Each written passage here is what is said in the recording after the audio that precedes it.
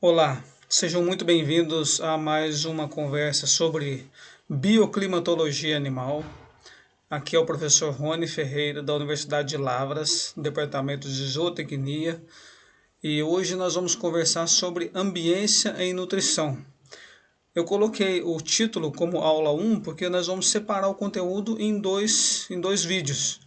No primeiro momento a gente vai abordar essa parte de mais ou menos a parte fisiológica do problema do estresse por calor, principalmente estresse por calor, mas também estresse por frio, no que diz respeito ao calor e metabolismo, pós-absorção, alterações intestinais que acontecem nos animais em situação de estresse por calor, a evolução da nutrição e vamos fechar com partição biológica da energia. Na segunda parte, no outro vídeo, nós vamos tratar sobre as soluções. Então nós vamos falar sobre forma de apresentação da ração, o que eu posso fazer com ajustes na proteína e na energia da fórmula, como eu posso trabalhar o incremento calórico da ração para minimizar ou mitigar o estresse por calor, e vamos fechar com o balanço eletrolítico das rações.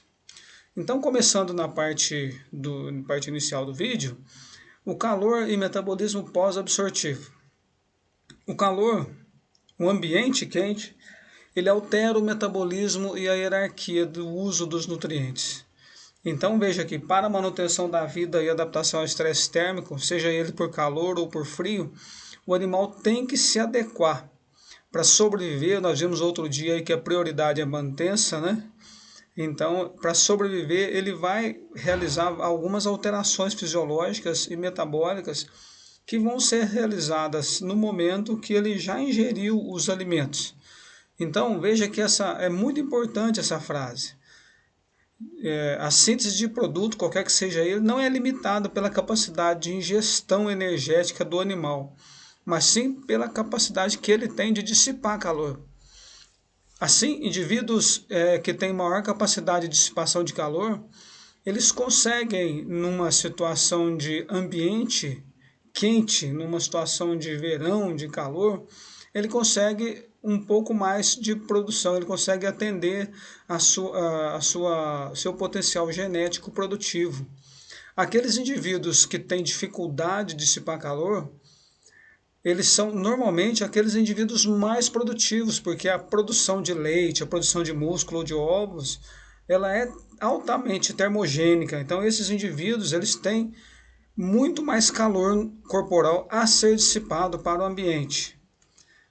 E o estresse térmico, então, ele altera o metabolismo e o uso dos nutrientes, como eu disse agora há pouquinho, e vamos começar as mudanças que causam no metabolismo de carboidrato, de proteínas e de lipídios. Começando pelos carboidratos, veja que o aumento da produção da glicose hepática ela ocorre no calor em função da glicogênese aumentada ou até mesmo da glicogenólise.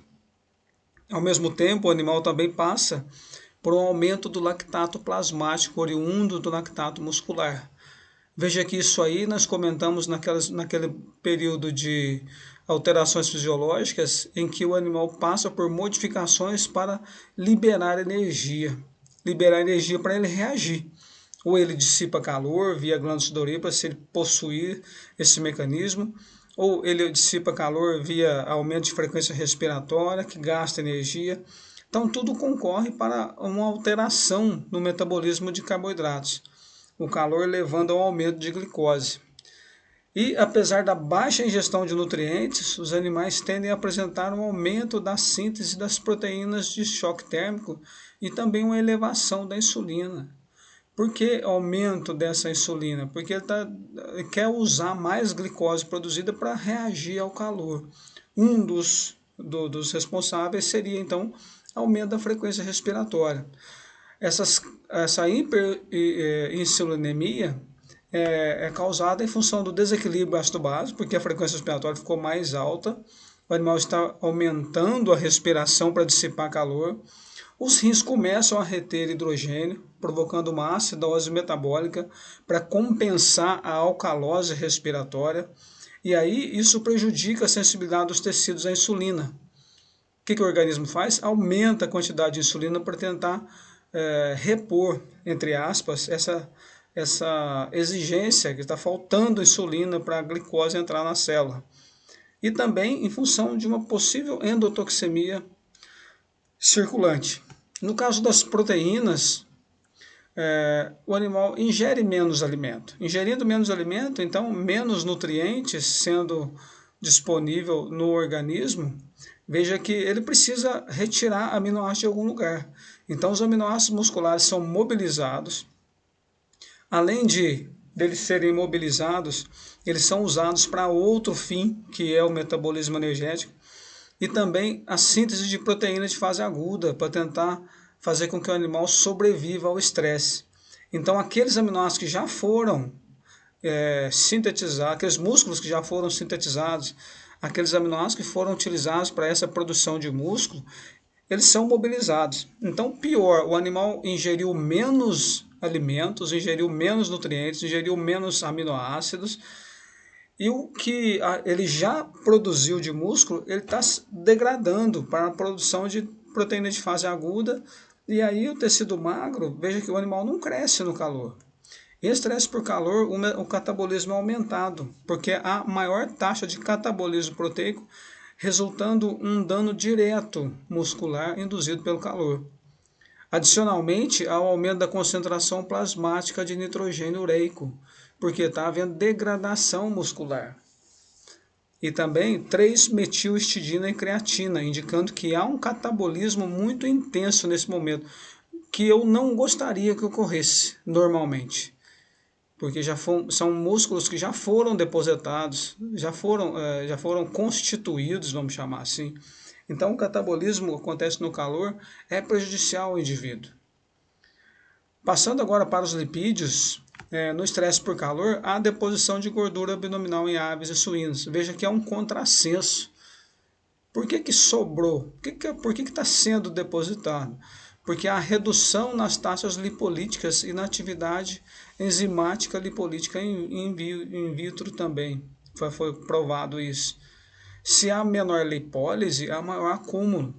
E o que piora ainda mais a dissipação de calor do corpo do indivíduo no ambiente quente.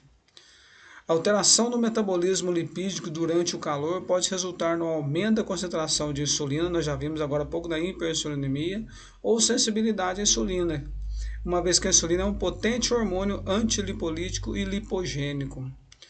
Então veja, hiperinsulinemia, maior lipogênese. Maior sensibilidade à insulina e resistência ao calor já foram mostrados em roedores, suínos, bezerros, diversos animais.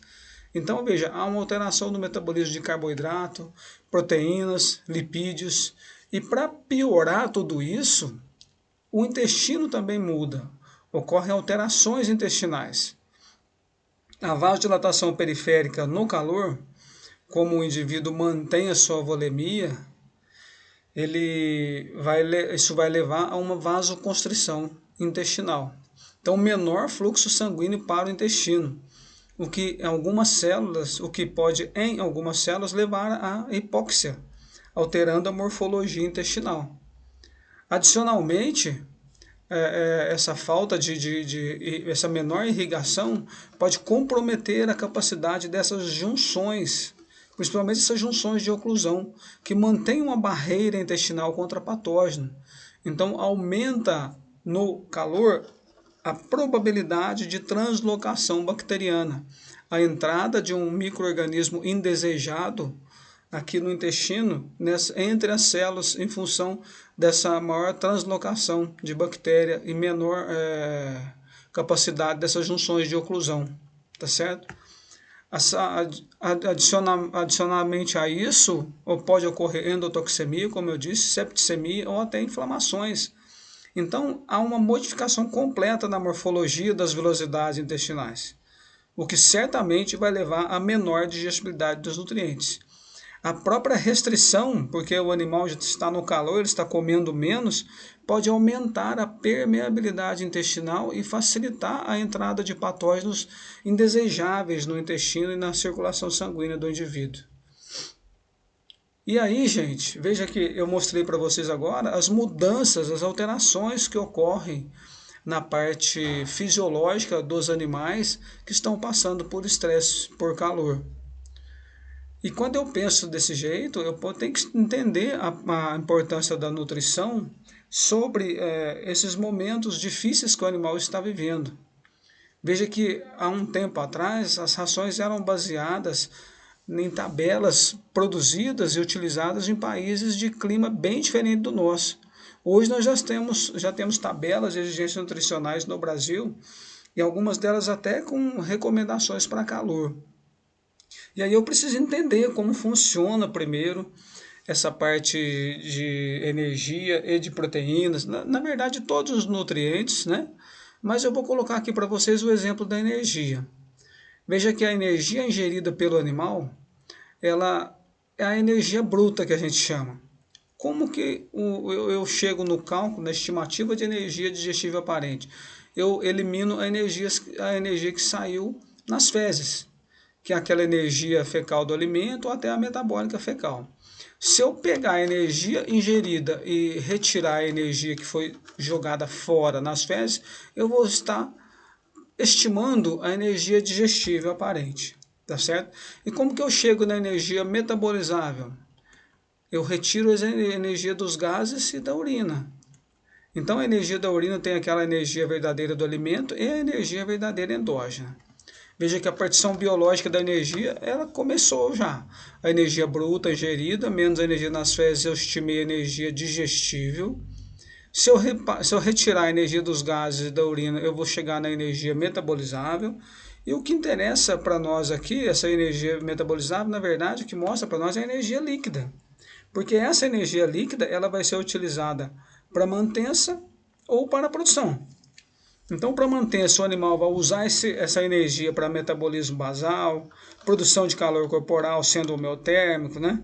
Ele vai auxiliar a regulação térmica corporal, ele vai usar isso para sobreviver.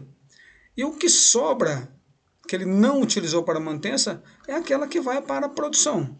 Produção de ovos, leite, músculo, crescimento, por aí afora, né? Então a energia líquida para mim é que é importante. Mas eu venho retirando pontos aqui para eu chegar na seguinte. O que eu retiro da energia metabolizável para eu estimar a energia líquida? O chamado incremento calórico. Aí chegou no ponto que nos interessa dentro da bioclimatologia animal relacionada à nutrição. O incremento calórico é o calor. Então, ele não é energia, ele é calor. Ele é energia na forma de calor. É aquele calor produzido no processo de fermentação, digestão, absorção de nutrientes, formação de produto, formação e excreção de fezes. Ou seja, querendo ou não, o animal vai produzir um incremento calórico com maior quantidade ou menor, em maior quantidade ou em menor quantidade, dependendo do alimento, dependendo do animal, das condições gerais aí que ele está vivendo. Eu vou dar um exemplo para talvez ficar mais fácil.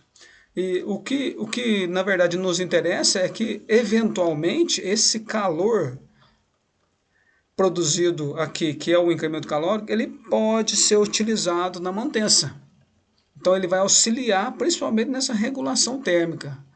Então, um alimento que produz grande quantidade de incremento calórico, é bom que ele seja utilizado numa situação de frio, porque o animal vai usar esse calor do incremento calórico para a regulação térmica, para aquecer o corpo.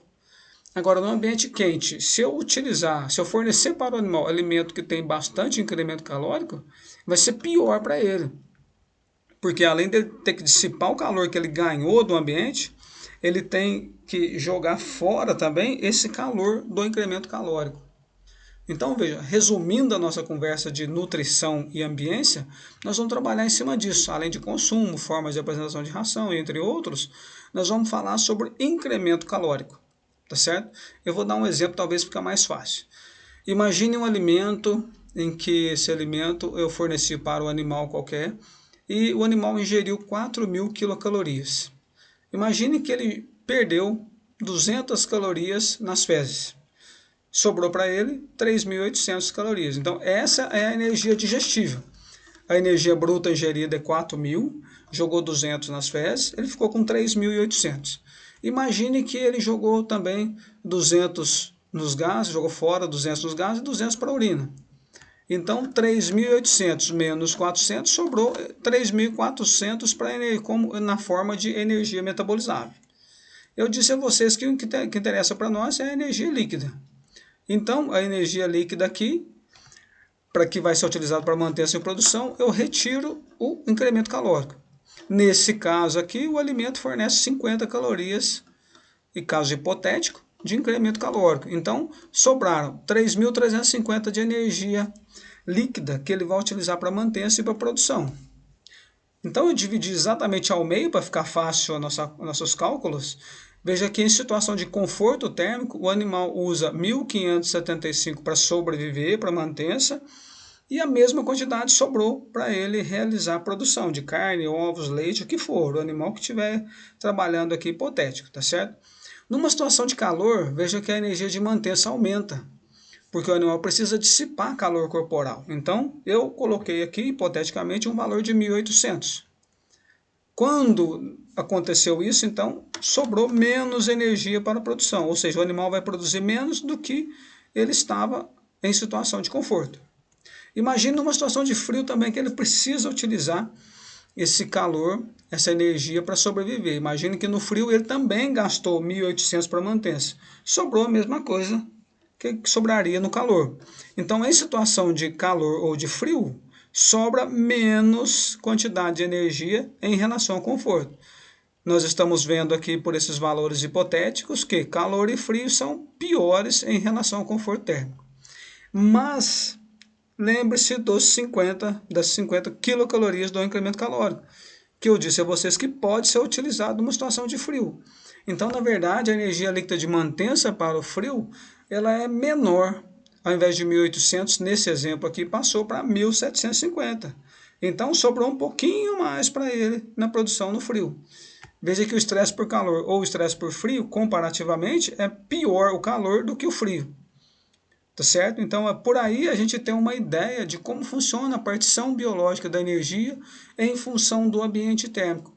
Resumindo toda a conversa, nós vamos precisar, aliás, o animal vai conseguir utilizar incremento calórico, que é o calor produzido no processo de digestão, absorção, aproveitamento do alimento na forma de nutrientes. Ele vai usar esse calor para aquecimento do corpo. Então, o frio é menos pior do que o calor. Tá certo? O frio que... Então, veja, voltando aqui à parte teórica, o incremento calórico é o calor produzido pela fermentação no trato digestório, no processamento e uso dos nutrientes. O incremento calórico, então, permite uma economia de energia líquida de mantença numa situação de frio, o que vai levar a um aumento da energia líquida de produção nessas condições de frio. E ele muda de acordo com o alimento, de acordo com o animal. Ruminantes têm maior incremento calórico do que os não ruminantes, com o mesmo alimento. Não ruminantes são mais eficientes na conversão de alimentos com baixa fibra, tá certo? Então, o incremento calórico, ele é influenciado pela espécie, pela qualidade da dieta, pelo nível de consumo e pelo desempenho produtivo. O que eu posso falar nisso aqui com relação à espécie, primeiro? Veja aqui, eu tenho aqui suínos, bovinos e um carneiro aqui, os carneiros aqui no meio. Incremento calórico de gordura, olha como muda de um para outro. Aí a diferença da espécie, tanto em gordura, quanto carboidrato, como proteína, que a gente já vê que os ruminantes têm incremento calórico mais alto do que os não ruminantes. Outro ponto, ele vai mudar de acordo com a qualidade da dieta. Então, a qualidade da dieta, o que vai mudar é teor de gordura, carboidrato, proteína, né? Então, veja, de gordura, carboidrato, como é diferente o incremento calórico? O que a gente pode notar aqui, que para todos eles, o incremento calórico de gordura é menor do que de carboidrato, que de proteína. Tá certo? Então, o que eu posso fazer nisso daí? Alterar as fórmulas de ração em situação de frio, em situação de calor, para minimizar o estresse do indivíduo. Tá certo? E é isso que nós vamos conversar no próximo vídeo. Eu aguardo vocês e vamos trabalhar com nutrição e ambiência.